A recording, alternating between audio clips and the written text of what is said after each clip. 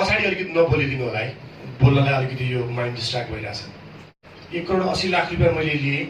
त्यसपछि मैले उहाँले त के भन्नुभएको छ भने मैले त ऋण तिर्ने मेरो नियतै छैन, 1 पैसा पनि दिनुभएको छैन भन्नुभएको छ। ऋण लिएपछि ऋण तिर्नुपर्छ, ब्याज तिर्नुपर्छ भन्ने त्यो एउटा कमन सेन्सको कुरा हो। त्यो मलाई पनि त्यो कुराको जानकारी छ।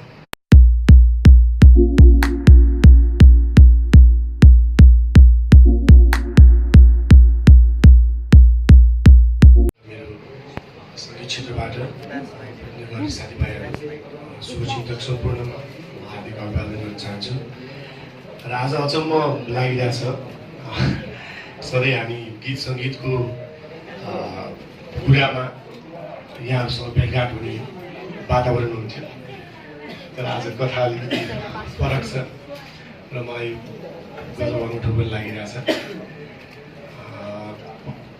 यो एउटा म सम्बन्धीको एउटा विवाद कन्ट्रोभर्सी भनौँ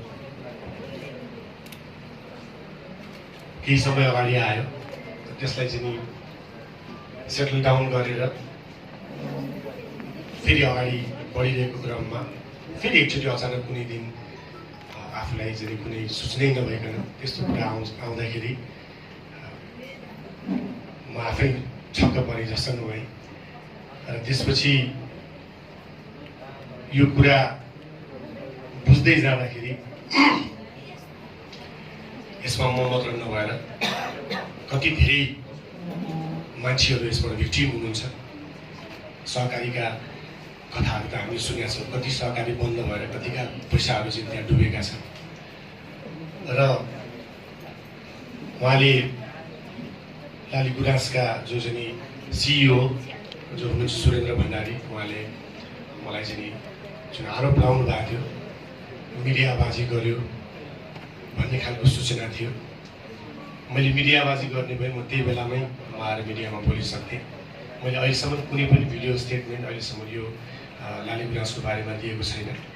मैले पहिलोचोटि मैले बोलेको आवाज थियो अनलाइन खबर पत्रिकामा जुन यो सूचना छापिएपछि। र त्यसपछि यति धेरै भिक्टिमहरू भएपछि यो त एउटा लडाइँ जस्तो लाग्न थाल्यो मलाई। यो लडाइँमा त भनिहालेँ उहाँको जताततै प्रभाव हो नि।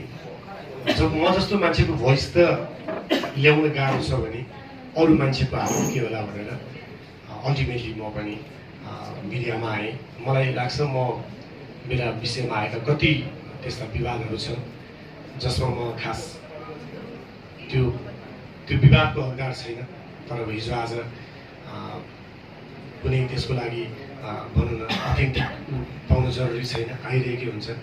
अरू कुराहरू म अरू कुनै कार्यक्रमहरूलाई यहाँ सेयर गर्छु। अहिले यसकै विषयमा म जान चाहन्छु। मैले 2066 सालतिर म लाली गुराँस सहकारी संस्थामा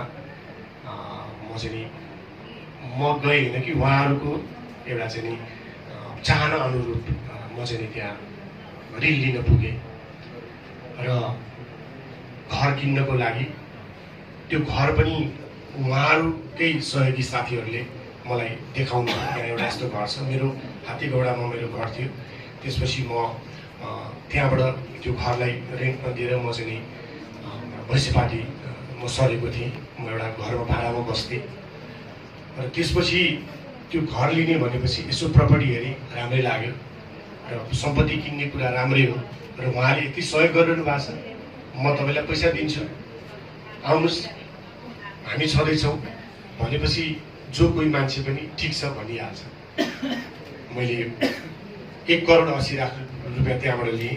1,80,00,000 लिनको लागि त्यो चाहिँ प्रपर्टीको भ्यालु केही नभए पनि 2,50,00,000, 2,60,00,000 अथवा 3 करोडको आसपासमा हुनुपर्छ। राष्ट्र ब्याङ्कले चाहिँ उ गरेको एउटा नीति अनुसार पनि त्यसको चाहिँ भ्यालुएसन 60% दिने प्रचलन छ। र पछाडि अलिकति नबोलिदिनु होला है, बोल्नलाई अलिकति यो माइन्ड डिस्ट्र्याक्ट भइरहेछ। अनि त्यसपछि त्यहाँबाट 1,80,00,000 रुपियाँ मैले लिएँ। त्यसपछि मैले उहाँले त के भन्नुभएको छ भने मैले त ऋण तिर्ने मेरो नियतै छैन, 1 पैसा पनि दिनुभएको छैन भन्नुभएको छ। ऋण लिएपछि ऋण तिर्नुपर्छ, ब्याज तिर्नुपर्छ भन्ने त्यो एउटा कमन सेन्सको कुरा हो। त्यो मलाई पनि त्यो कुराको जानकारी छ। मैले अरू ब्याङ्कसँग पनि कारोबार गरेको छु। र त्यसपछि 1,80,00,000 दिनुभयो। त्यसपछि मैले त्यो घरको लागि बाँकी 40-50 लाख रुपियाँ अरू त्यसको रेस्ट अफ अमाउन्ट उहाँले दिएकै छैन, पास गरेर खर्च मैले दिनुभयो भनेर भन्नुभएको छ कुनै कार्यक्रममा। त्यो सबै बेकार कुरा हो। र त्यसपछि त्यो बाहेक मेरो 50 लाख रुपियाँ मैले त्यो सहकारीमा मैले तिरेको छु ब्याज बापत, करिब 2 वर्षको अन्तरालमा। र करिब मेरो 80-90 लाख रुपियाँ मेरो आफ्नो पनि त्यसमा परेको छ। र त्यसपछि उहाँले लोन दिनुभयो, मैले सकेको पैसा तिरेँ। तर अब अफकोर्स मान्छेको व्यवहारिकता भन्ने कुरा सधैँ एउटै हुँदैन, अलिकति चेन्ज हुँदै गयो, अलिकति गाह्रो भयो। भएपछि सुरुमा त्यस्तो वेलकमिङ उहाँले चाहिँ नि आफ्नो घरका कार्यक्रमहरूमा तुरुन्तै फोन गरेर बोलाउने, कहिलेकाहीँ म गइनँ भने मेरो उसबाट लोन लिने त नआउने होइन, एउटा त्यो खालको बार्गेनिङ होइन। उहाँको एजिएम कार्यक्रममा मलाई बोलाउनु भयो, अनि मैले के भने म पनि चार्ज गर्छु, मैले 2 लाख रुपियाँ चार्ज गरेँ। उहाँले चाहिँ त्यत्रो ब्याज लिने भने मैले चाहिँ किन फ्रीमा गर्ने जस्तो, अनि त्यो पनि इगो उहाँलाई हुन थाल्यो। र पछि सुरुमा त्यस्तो वेलकमिङ, पछि म जान थालेपछि अलिकति मैले जो लोन सेटल गर्न खोजेँ, किनभने हामीले कमाएको भनेको एउटा नाम हो, त्यो नाम बदनाम गर्न पक्कै पनि चाहँदैनौँ, आफ्नो एउटा मेहनतले बनाएको नाम हो। पछि उहाँले नभेट्ने हामीसँग, सिसी क्यामेराबाट हेर्ने, देख्ने बित्तिकै अकाउन्टमा पठाउनुहोस् भन्ने, त्यो खालको ह्युमिलेसन गर्ने। म पनि एउटा देशको एउटा चाहिँ नि प्रतिष्ठित कलाकार हो, मलाई पनि इगो फिल हुन्छ होइन। त्यसपछि त्यो हुँदै गएपछि त्यहाँबाट अब अलिकति गाह्रो पर्दै गयो मलाई। मेरो कार्यक्रमहरू हुन्छ, म बाहिर जान थालेँ। बाहिर गएको बेलामा त्यसपछि सूचनाहरू निकाल्ने त्यस्तो खालको कुराहरू आएपछि मैले उतैबाट मैले फोन गरेर मैले अब हामी जाने कहाँ हो, अल्टिमेटली हामीले देशको कानुनलाई मान्ने हो। उहाँले त मलाई गुन्डा लगायो भन्नुभएको छ, गुन्डा उहाँको फोर्समा चाहिँ मलाई चाहिँ लागेको थियो होइन।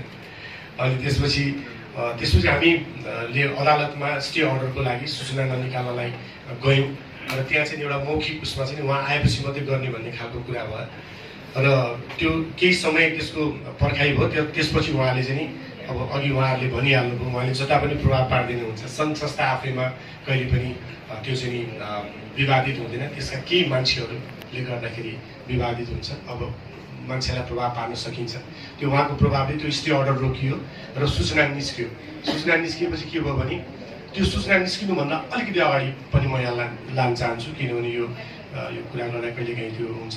अनि मैले त्यति 50 लाख रुपियाँ तिरिसकेपछि 2,20-25 लाखको हाराहारीमा त्यो टोटल लोन थियो। र मलाई कुनै दिन एकजना बानेश्वरको अलिकति भनौँ न अलिकति चाहिँ हर्ताकर्ता अलिकति त्यो खालको मान्छे हुनुहुन्थ्यो, र उहाँले मलाई चाहिँ नि फोन गरेर यहाँ एउटा अलिकति तपाईँको चाहिँ यो मिलाउन आउनु पऱ्यो भनेर त्यो दिनचोटि मलाई फोर्सफुल्ली फोन गर्नुभयो।